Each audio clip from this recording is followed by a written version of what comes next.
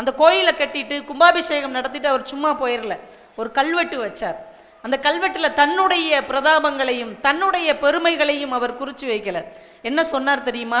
வருங்காலத்தில் ஆரேனும், இந்த வார்த்தை அப்படியே அதில் இருக்கும், ஆரேனும் அப்படிங்கிற வார்த்தை, ஆரேனும் இந்த கோவில் சிதிலம் அடைய நேரிட்டால், இந்த கோவிலுக்கு ஏதாவது ஒரு ஆபத்து நேரிட்டால், யாராவது ஒருவர் அதை சரி செய்தீர்கள் என்றால் அவர்களுடைய பாதத்தை என் தலையில் வைத்து நான் தாங்கியவன் ஆவேன், பராக்கிரம பாண்டியன்னு கையெழுத்து போட்டிருக்கார்.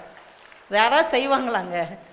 ஒரு கோயிலை கட்டிட்டு இனிமே வர்ற காலத்தில் அது ஒரு செங்கல் கீழே விழுந்தா கூட அதை யார் எடுத்து கட்டுறீங்களோ அவங்க காலை பராக்கிரம பாண்டியன் தன் தலையால் தாங்குவேன் என்று சொன்னார். நீங்கள் இந்த கோயிலை சுத்தமாக வச்சுக்கிட்டீங்கன்னு வைங்க, அந்த பராக்கிரம பாண்டியன் உங்கள் எல்லாரையும் வாழ்த்துவார். சிவபெருமான் கிட்ட உங்களுக்காக ரெக்கமெண்ட் பண்ணுவார், நான் கட்டிய கோயிலை என்னுடைய மக்கள் சுத்தமாக வச்சிருக்கிறாங்க, அவர்கள் கேட்கிற வரங்கள்